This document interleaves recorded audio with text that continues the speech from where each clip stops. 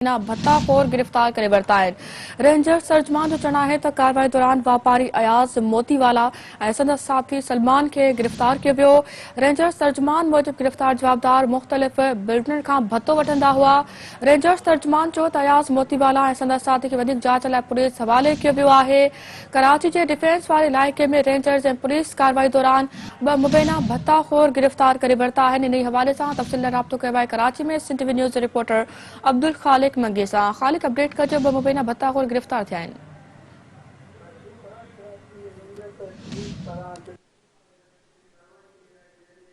कराची जो मशहूर व्यापारी अयाज़ मोतीवाला ऐं संदसि साथी सलमान खे गिरफ़्तार करे वरितो आहे।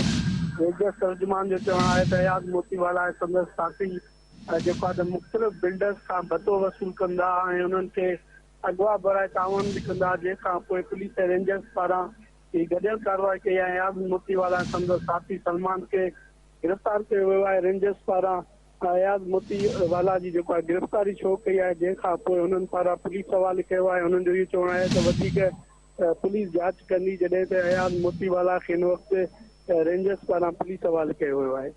वरी महिरबानी ख़ालिक अपडेट करण जे लाइ।